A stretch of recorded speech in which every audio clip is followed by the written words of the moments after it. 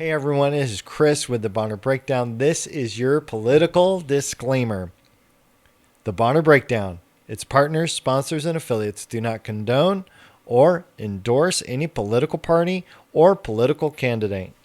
As a host, I'm an active listener, so I will often nod my head along to let people know that I'm listening and trying to discover more about who they are. So in that process, my nodding is not necessarily a voice of agreement, but that I'm listening. I hope that you keep that in mind as you watch today's episode. Like, share, follow, subscribe. Make sure that you are sharing out whether you like it or dislike it. Interact with us online as much as you can. That helps the Bonner Breakdown continue to grow. So with that, we thank you so much for watching and have a great day. Hey everyone, it's Chris. Welcome to the Bonner Breakdown. I'm excited about this week's episode. I actually have a bunch of episodes coming up in the next couple of weeks because it is election season and everybody's wants to ask the questions and find out where people are at. So here we are, and I've got the ineffable Steve Bradshaw's here with us.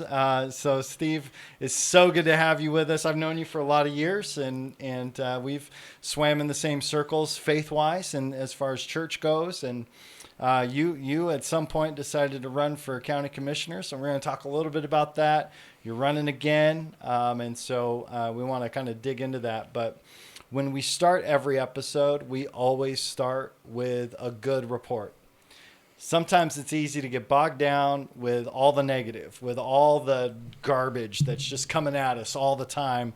And I thought, if we're gonna have a voice on the airwaves, we might as well start it with something good, right? Instead of all the negative. So we want to have a good report. So Steve, you have a good report? Something good you want to talk about? Good is always better.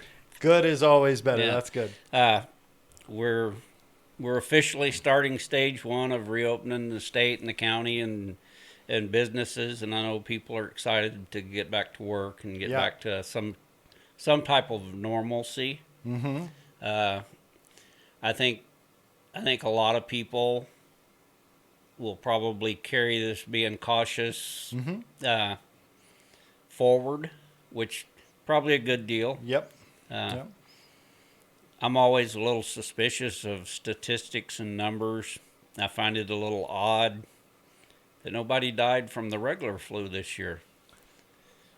Thought that was kind of interesting, but well, and it all depends on who you're talking to, and what news source you're listening to, and they can't lie on Facebook, right? Oh, and yeah, they do. So phase one is open. Did you guys gather Sunday? We did. Okay. We started back, probably had maybe half of what we normally would have had. Yep. Starting to come back. Yeah, we did as well, and we had a decent sized crowd, but not enough room for social distancing, which is good. We got lots of seats, so that was a good thing. So I think my good report was I was really impressed with this seniors graduating right from high school this year, and so much of the scholarship programs are dependent on getting applications into the school.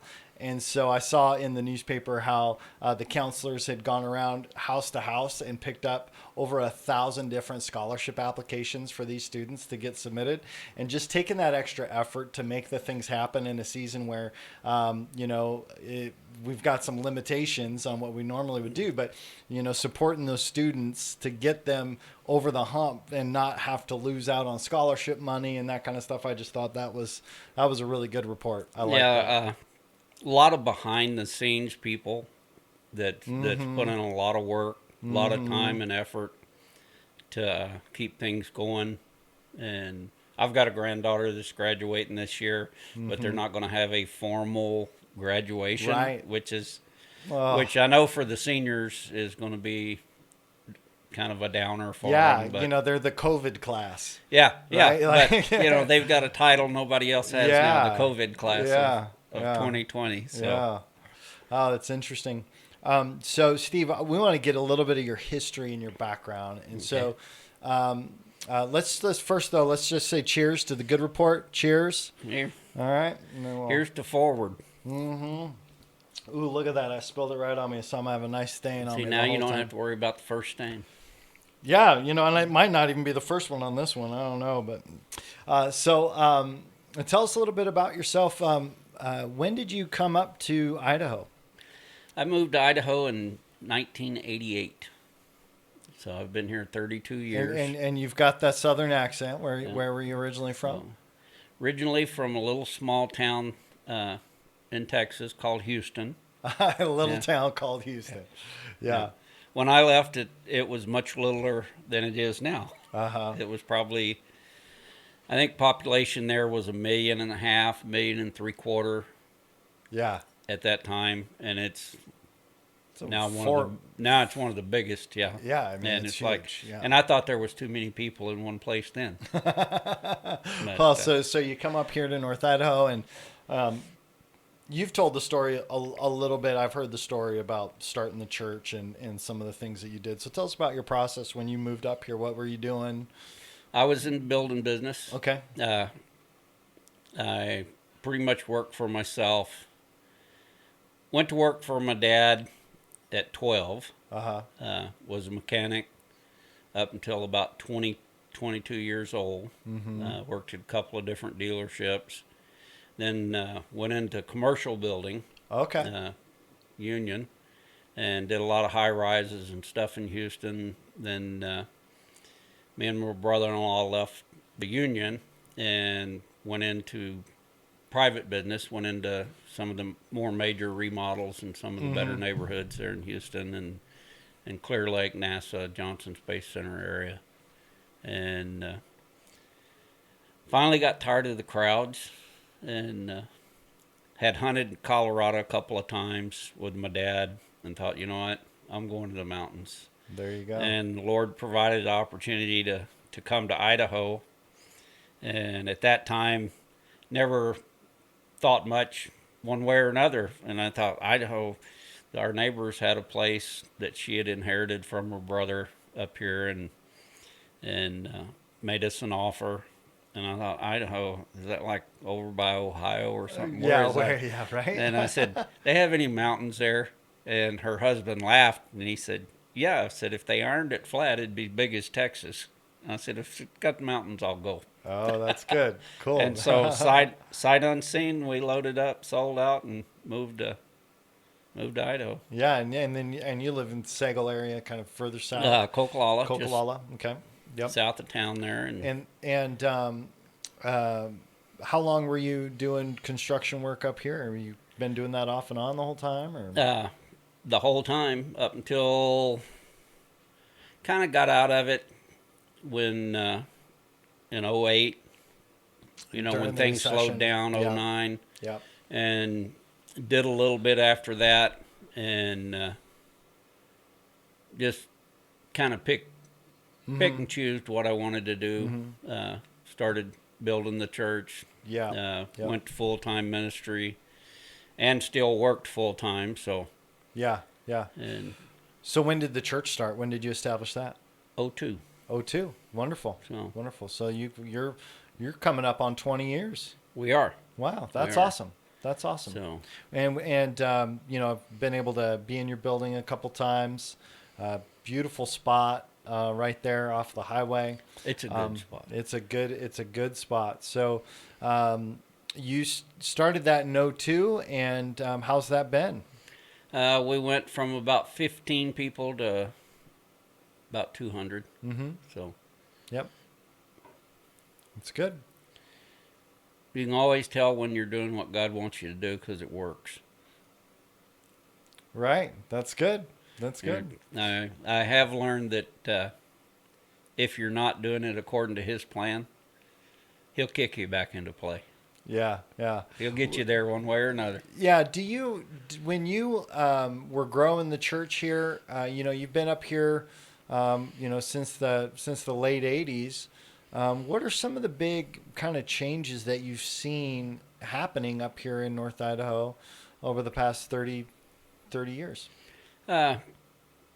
Well, when we first moved up here, it was one of the best kept secrets in the world, I think. For sure. Mm. Sunset Magazine ran it a couple of years in a row there in the early 90s. This is the most beautiful place in America.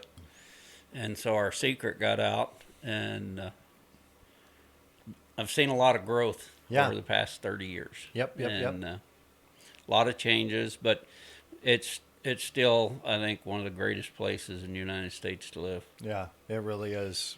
We pinch ourselves all the time. Like, really, this is where we get to live. It's amazing. So when this last run that you had towards being a county commissioner, tell us what kind of led up to that for you, because you've been in business, you've been in ministry, and then you took a swing towards politics, and most people say politics and faith can't mix. And that type of stuff. And so, being somebody who's in ministry, then saying, "Hey, I'm going to go into politics." What was that process like for you? It was not on my list of goals. Okay, yeah, It was not on my target list, and the Lord, and I truly believe it was a God thing. He impressed on me, "You need to run for county commissioner," and I thought, I don't want to be commissioner. And then he reminded me when he said, "I want you to be a pastor." And I said, "Oh, I appreciate it, but you've got the wrong guy. Yeah, this absolutely. is Steve. Remember Steve?" And he said, "I didn't ask you what you wanted."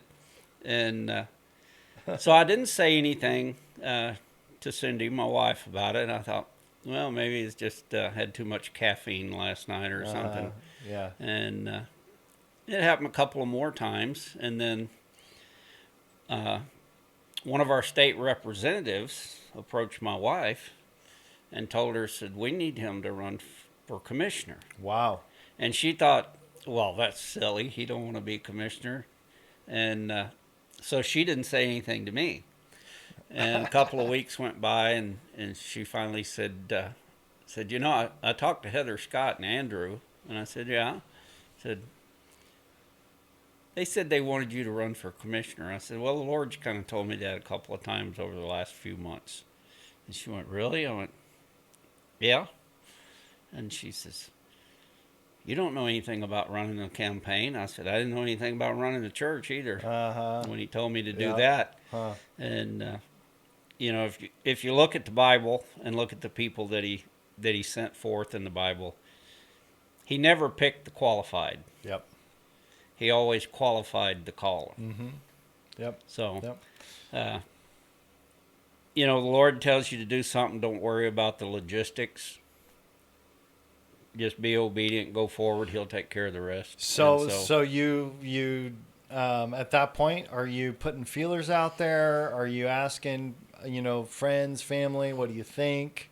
Trying to get some more input, or were you like, okay, I got my confirmations, I'm good, I'm running with it. Got my confirmation, and actually people came forward and said, we want to help you with your campaign. And wow. It's like, that's great, because I know absolutely nothing about campaigning for anything.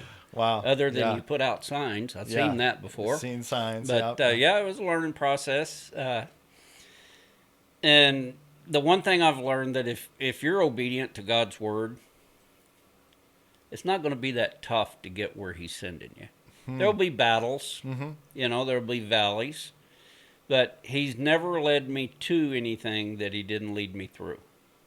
And so I fully trust him. I don't worry about things. The COVID thing didn't worry me. It's, there's been diseases and plagues ever since man started in a garden when sin came into the world, and this certainly will not be the last one. And we go forward, put our faith and trust in him, and keep moving forward. Do what you need to do. Use common sense and go forward. Do you, when you look at the role that you were running for, county commissioner, what kind of stood out to you about becoming county commissioner and the role that you would be playing that seemed really important to you? Like, I think everybody's motivated differently, right? Especially when it comes to politics and it comes to putting yourself in a position of noticed some that. power or some authority. A lot of motives can get sideways for people. But what was kind of the thing that internally, when you looked at that role, why do you really feel like you wanted to do that? I mean, other than Serve the people. okay, Uh, whether a person's willing to admit it or not, we were designed and created to serve. Whether you're Bill Gates, Donald Trump, or the guy that just sweeps the street, yep, you're serving yep, the community yep, in one capacity or another. A lot of times human pride and arrogance gets in the way, and you absolutely refuse to admit that. But regardless of what you do, you're providing a service for someone. And so, uh, as a pastor, you know that serving God is pretty straightforward. And yep, so serving people is what we've been trained to do. yeah, And so, yeah, and it's I try not to be politically motivated on sure, it. yeah, Once you take the job as commissioner or governor or whatever it is, you're serving the people, whether they're Democrat, whether they're Libertarian, Independent, Republican, whatever. They're still a citizen, and you work just as hard for right. them as you do the others. Yep. And how's that? One other thought I was wondering about when you started. When were you elected last? A Was year that and a half ago. okay? So you were on the 2 year cycle, and now I'm you're on the running two, for the 4. Running for the 4. Okay, because it goes 2, 4, 2, right? Correct. And 4, and just back and forth. Is that right? So what were some of the big hot button issues when you ran a year and a half ago that you really felt like were really important that you ran on? Well, the two hottest issues was the smelter over in Newport, Huh. and then Scotchman's Peak, the wilderness thing. Okay. And that pretty much is what got me where I'm at. Okay, and so lay out kind of what your thoughts were on the smelter and then Scotchman's. Just overview because people may just be hearing from you. Well, for the the first time. smelter and industry has a lot of regulations on what emissions they can put out, stuff like that. They've got filters, they've got systems that recapture all this stuff. But that smelter basically burns rock. So you're talking about some pretty intense heat. And some of the things it puts off is hydrogen sulfide gas, which is probably one of the deadliest gases on the planet. So in the event that the filter system malfunctioned, and if it's made by man at some point in time, It has an opportunity. you can count on that. What would be the effects of it? We live in an area where our ecosystem is really sensitive, especially the waterways, the trout, all that. Yeah. And my biggest red flag was, if this is such a great deal, why will Canada not let them put it in? And that's where the mine is. From just a simple common sense, wouldn't it be cheaper to process the rock right there where you're busting it up rather than put it in trucks and trucking it 500, 600, 700 miles? Because there's nothing efficient about that. Because there's not a rail system for it. So it's got to be trucks. And so the disaster on the roads would be horrendous because you're talking 150, 200 big trucks a day. And those would come through Bonner. Those would come through Bonner County. Okay. And Wow. then there was some legal issues. The land deal was done under the table, didn't follow state law, open disclosure and all that. That was a big issue, which, it just, everything about it was done wrong.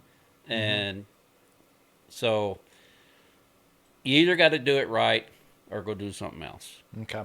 And Yep. and that's the way I feel about everything. Mm-hmm. Be straightforward, go forward with it. Somebody asks a specific question, give a specific answer. Right. Right. And the people had voted on the Scotchman's Peak. They clearly did not want it a wilderness. Uh, we have plenty of wildernesses areas in Idaho already, more than any other state. Mm-hmm. Uh, you want a wilderness? Go down to Arizona, make it in the desert, whatever. But the people don't want it in Idaho. Mm-hmm. And one of the most suspicious things for me on the whole Scotchman's Peak deal was why was candidates that were being supported by the wilderness proponents Mm-hmm. being supported by the Idaho forest industries and the forest collaborative. Why would logging industry support a wilderness designation area when it's going to lock up the logging in that area? Why did these two entities get in bed together? Yeah. Why are they friends? Yeah. You know, Did you find out why? oh yeah, yeah. And there's no documentation to prove it, so it's all Okay. hearsay, All right.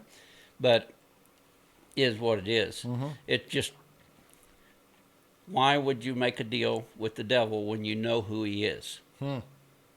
There's got That's to be, interesting. of course, it all boils down, it's about the money.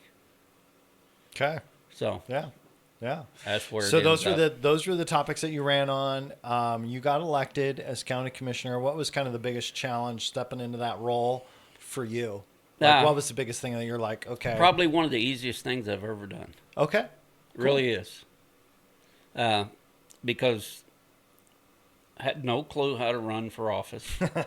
had not really followed politics, follow the presidential thing and that the local stuff. yeah, and it's Yeah. like, Lord, why are you sending me there? I know absolutely nothing about this kind of stuff. And he said, perfect. That means you won't help me. So, and every forum,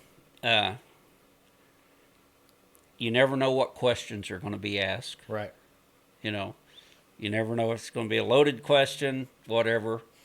And I would actually get information handed to me literally minutes before the forums would start. And it's like, okay, that's interesting, but what am I going to do with it? And that would be the question. It was the answer to the question that came up. So the Lord always provided it to me. That's cool. I didn't have to search for answers. I didn't have to put a whole lot of work or forethought into them. He just loaded them and sent them Shoved to them me. off. Yeah, it was So- just amazing. So then, what do you feel as county commissioner is kind of what are your biggest responsibilities as county commissioner? Probably budget, Okay. and then services that the people pay for. Make sure that there's no give them the most bang for their tax dollar. Yep. Because me and you pay taxes too. We do. Yeah. And so Yeah. what making we sure the do money's affects used us well. too. Mhm. So Yep. Yep. Yep. and So what's your response when people make the complaint about commissioner pay raises? Like how do you respond to that? Because I see the scuttle around that. Right. I haven't followed it with any detail, but I see people are upset because there was some pay raises for county commissioners. What was that? What was that process? What was that about? well, since '88, the one thing that I had noticed is that we trained more road and bridge guys to operate equipment so that they could go find a good paying job somewhere else. Right. Yep. And you'd get somebody that come to work for road and bridge. They'd get good on a maintainer and a backhoe, and then bang, they were gone in 2 years making more money. It Yeah. costs more to train a guy than it does to keep a guy. Right. And the sheriff's department was the same way. We watched deputies leave here and go to Spokane or other places literally year after year after year. And so the HR department and the current commissioners, they've got a deal called the Mariband study, and they take the same job description and compare it to surrounding areas, Okay. like jobs within our certain mile radius. And when you look at it, it's like, no wonder we can't keep them. You know, Oh I wow. mean, Yeah. if I had an hourly job, I probably wouldn't leave Bonner County and go to Spokane for $1.50 an hour, Right. but I would for $10 an hour. Wow. You know, Yeah. and I mean, we Yep. were seeing differences as big as that. Mm-hmm. And so through that study, they were able to look at everybody's wages, and we're still doing that, Okay. and have brought most all of them up to comparative wages for the Okay. same job in other areas. The county actual amount per hour may not be what they could get somewhere else, but the benefit package Okay. So the benefit package kind of balances it. balances that It out. does, Okay. and it's a little more attractive to them on the long term deal. Okay. And so that's part of the overall process of getting everybody's wages kind of up to date, and that's been a common theme, I and think, and for they our included the area. commissioners and sheriff and everybody else in that Okay. too. Okay. And So so so you took the recommendations based on what came out of the based study. on the study. Okay. And then what do you think is kind of the biggest hot button issue right now? When you, as county commissioner, you're looking around, what's kind of the thing that you feel is real important to be addressed? Right now, it's getting everything back open and going Of forward. course, yeah. That's Yeah. everybody has sit at home enough. They're tired of not doing. The weather's getting better, and so that staying on top of that, being proactive Yep. rather than reactive, and Bonner County, I think, is doing a really good job at that. I've been blown away that we've only had 4 confirmed cases Right. here. I have to say confirmed because, Right, and we don't know. none of those 4 were hospitalized. They I think 3 of them contracted them somewhere else. One of them contracted it from the spouse, Okay. far as I know, and so they self-isolated, healed up. They're good to go, Followed and the so we have no active cases that we know of in Bonner County. We've truly been blessed to live It's where amazing we because they're live. still getting fresh cases as of last week down in Kootenai County. So, Right, right. yeah. Wow. So when you look at the big picture for this next term, you're running for office again. What are some of the things that you feel are still not addressed that you need to address, and kind of why are you running again? Keep our taxes down where they're at. Okay. Some of the legislators come up with some far-fetched ideals, and it's like, and they try to do it under the term, terminology is everything, Correct. Yeah. and they call it tax relief. Uh-huh. And when we were looking at it, when we went to the last conference down there, we were looking at it, and this, Dan looks at it and he goes, "Did you read that?" I went, "Yeah." He says, "That's not tax relief." He said, "That's tax shift. Now the little guy's paying it," which is what it was. But it sounds good. And that's the most frustrating thing for me in government is like, why don't you just call it what it is? Yep. Just tell them the truth. Yep. I mean, these are the people that's going to vote for you next time or not. Or not. Yep. Just tell them the truth. Wow. And and we've seen that in Bonner County on a lot of things, the school Sure. levy thing, Yep. the legality of the actual levy election. And that's all settled now. Yeah, kind of, sort of. Yeah. And Yeah. of course, everybody, was calling commissioner's office, why did our taxes go up? Well, your taxes didn't go up, but your school tax levy did. And your garbage went up a little bit. Yeah. Yeah. Well, and the Other school than that, tax, everything else the stayed school the same. tax levy, I mean, when that went through, the most recent one was to make it permanent. The Right. one that was already done to make that permanent. Right, and they So did there that shouldn't be just a major before issue. Yeah. it hit the tax bill. Okay. So that was a strategic move on their part. And let's get that voted on before they get They their see it. actual tax bill, or they're going to vote no. And so there was a lot of, I'm just going to call it what it is, dishonesty in that. They knew what they were doing. They knew how they were doing it, but they did it anyway. Yeah. And so, from my perspective, their integrity level dropped drastically Okay. from where I stand. Right. And that's a tough. That's one they'll have to live with, Right, that's a tough and we have thing. to pay for. Yeah.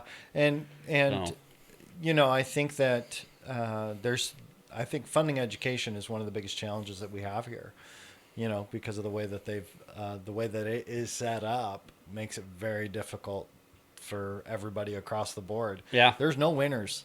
no, I no. I can't look at the school And- funding issue and go, oh, here's a clear cut winner and here's a clear cut loser. It's like, man, the way that spreads out on everybody is tough.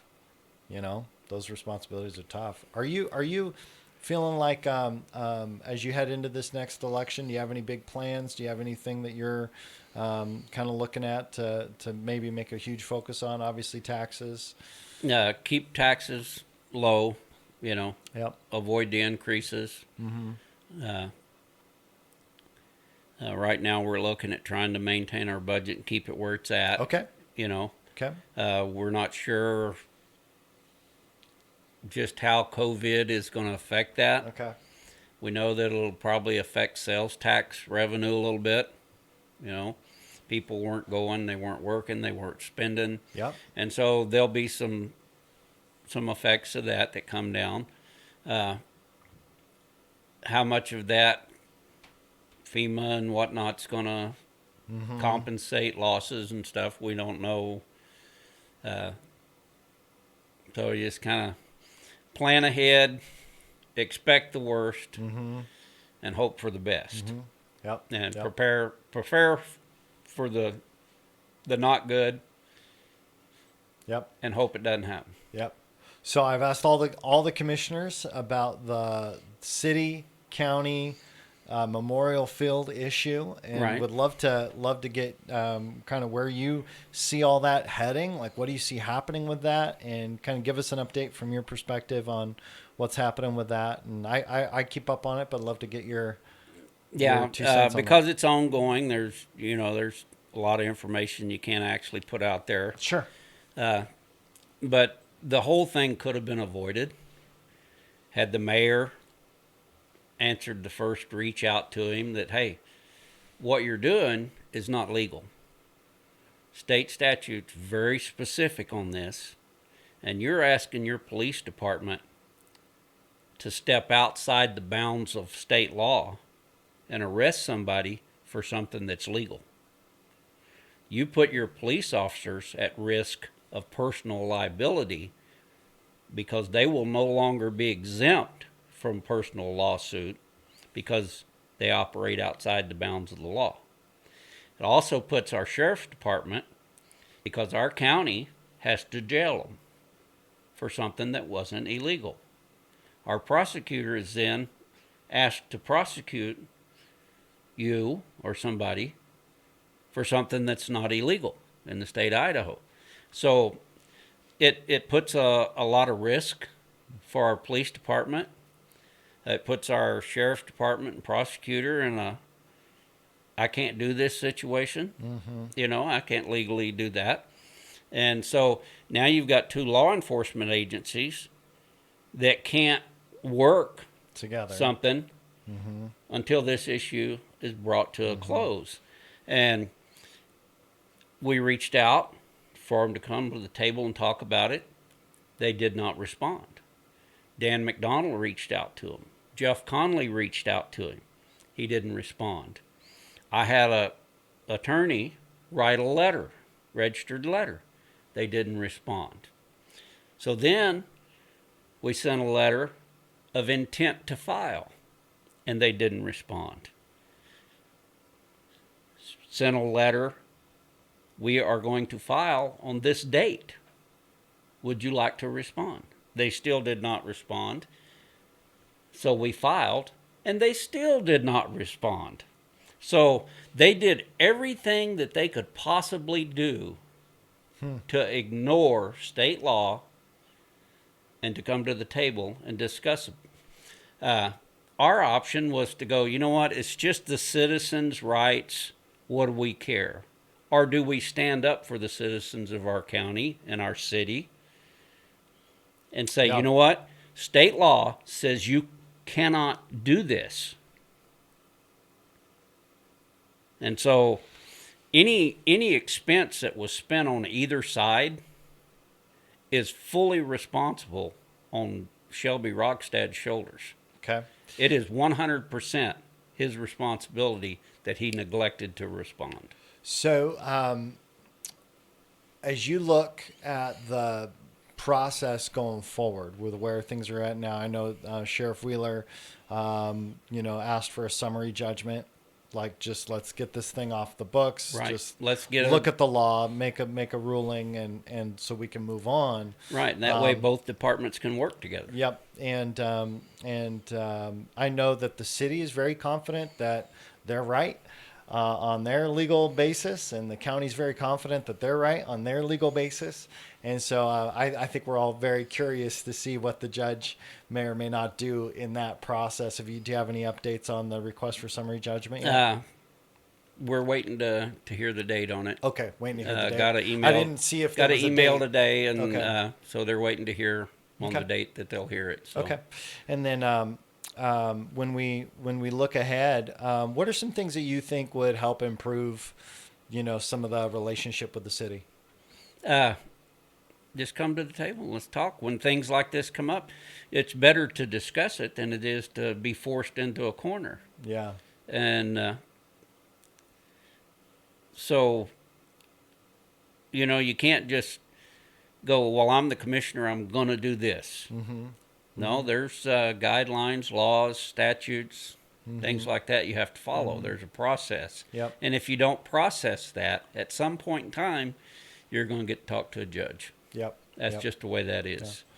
Yeah. And, It's been really interesting, being in the seat that I sit in, because I have this same conversation with Shelby just right across from you. And, it seems like a couple of the big misses that I'm seeing in the process is there's this belief of intent that seems like there's a belief in Shelby's intent, and there's the belief in the commissioner's intent.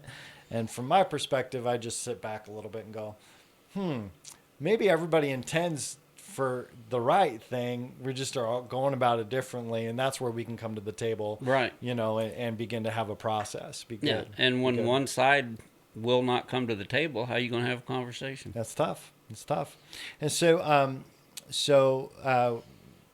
any other big things that you're looking at as far as county commissioner over the next 4 years that you want to see done? Like to go forward with getting out of the renting property business. We rent several different things that, like the DMV. We rent the office over in the mall. We've got the old Calvary Chapel building, which originally was the Northern Lights building. Right. You've got all this square footage that's just sitting there. Okay. The building structurally is a very sound building. Not very pretty. We're looking at putting an EMS in the back of it because you already got the bay doors. Building's already there. You already own it. We're paying $6,500 or something a month for a building by the hospital. Not important that an ambulance start from the hospital. It's just important that the ambulance end up back at the hospital. That's a good point. That's a good point. We've got bids in on a new EMS station over off of Kootenai Cutoff Road. Okay. That'll put one on that side of town. That'll put one on this side of town. That will cut response time. It's great. Going and coming. And I think our EMS is, right now, they're rated one of the top there is. That's awesome. And they are just, Jeff Lindsay has done a fabulous job at what he's doing. And he's updated the equipment. We've replaced some ambulances. It's one of the few departments in the county that actually is self-sustaining. I was amazed last year when we got our yearly audit, and then Mike Rosedale does an audit also, and so you compare the two, and they were, well, when I looked at EMS for the past 7 years, their income has exceeded their expenses, which is just, I mean, that's role model right there. Yeah. Here's something that is bringing in more than it's costing to do it. And so that is, from a business perspective, that's ideal. Yeah. If you've got something that costing more than it brings in, you got to look at that and go, okay, well, that's keeping the roads open. Right. We have to do that. That's what the people are paying for. Yeah. And anytime you can get one that actually has a surplus, it's good. Good. And so if we can eliminate just that one building, that's about $80,000 a year. That'll pay for putting that in the back of that building. Yeah. In 2 years' rent, Yep. you've just paid for it, and you're not paying rent. That's great. It belongs to you. Yeah. And so we're looking at doing the same thing with maybe DMV. Okay. Put it in our building. Parking, we're looking at that. That would be the biggest issue. And then some of the things that are on the first floor, we could move over into the old Calvary Chapel building. Okay. Because it doesn't require a lot of public interface. Right. And so, Free up some space right. there. Okay. And free up space and get DMV in there. We wouldn't be paying rent at the mall anymore. And so that would free up, and that's your tax dollars not being spent on something that it doesn't need to be spent on. Right. And so it's just making things a little more efficient. And Okay. What are some of the things that you really look forward to? When you look at doing another 4 years, what are some of the highlights and things that you're like, man, I really can't wait to do that? Anything on your plate? Of course, having been in building those type projects, I really enjoy. Okay. Somebody had submitted a drawing for the EMS deal out there off of Kootenai Cutoff, and the bids came back over $500,000. And it's like, what do you mean they came back over $500,000? We're talking about basically a 2-car garage with a 2-bedroom, 2 simple bath, and a kitchen efficiency house. How is that $500,000 when we own the property? We're not buying the lot. Yep. What in the world did they draw? And so I looked at it and I went, you know what? Let me draw a little sketch. And so I drew a little plan and gave it to Jeff Lindsay. And he said, yeah, that's perfect. That's what we need. And so we put it out for bid, and we've got some bids back, and we're going to look at those. And good. Yeah, we're way below the $500,000 mark. Oh, good. We've cut that in about half. So good, awesome. Well, that's great. So as you're we're going to start wrapping up. Do you have anything else about the reelection? Obviously, none of the regular reelection process is not happening. As far it's as an odd year. It's an odd year, so everybody needs to do their mail-in ballots. They do, and right? If they don't have an application, they can come by the office and grab one downstairs. You can fill it out right there, stick it in a little drop box, or you can go online and do it, or you can call the elections office and they'll mail you one. Okay, and the election is on the 19th. Correct. So what the mail-in ballots have to be in the mail by midnight the 19th. Midnight on the 19th. That's right. And then they will actually count them in June. In June, I think June 2nd or 4th, something like that. And this is for the primary. And that's for the primary. Yep. Okay. And like I said last election, regardless of which side of the river you're standing on, get your absentee and vote. Yep. Do your part. Do your part. Okay. Do your part. Good. It's the only way the electrical process works. Or electoral, not electrical. I guess it'll all be You were talking electrical construction a second ago. Here we go. So any last thoughts before we head out here? No, it's going to be an interesting election. With no forums or anything to really. It's just an odd year. It is. And then the COVID thing, getting past that, go forward. Is it going to jump back up in the fall? Yeah. Yep. Lots of moving pieces right now, Right. and well, hopefully this helps people get to know you a little bit better. Yeah. And I know that I will be, having your opponent on, and I think I'll also working on getting Sage back on, and Gary and the other people that are running in the primaries right now, getting them all on. So All right, hopefully cool. we'll give everybody a chance to tell their story, Yeah. So it's good. Well, it's good. Thanks for having me on, and God bless you for what you do. All right. Thanks, man. It was good to see you. Keep trying to separate fact from fiction. Yeah. Good luck. That's a tough one. That's a tough one, because, and the one thing I will say about that is that we all will try to find stuff that backs up what we think it should be. Right. And that's just the hardest part. Right. Because we've got to be able to, at some point, say, okay, well, even if I don't like it, that might be the case, Right. And I think it's hard for people to do that right now, because we can get our ears tickled wherever we want. Yeah. And that's what a lot of times people just want their ears tickled. Yep. And I'm the wrong guy, wrong address. So I walked into a bank one day, and a young lady was sitting there, and she said, "Can I ask you a church question?" I said, "Well, yes, you can. But if you ask me a real specific question, I'm going to give you a real specific answer. So if it's not the answer you want to hear, are you willing to deal with that? Because that's the answer you're going to get."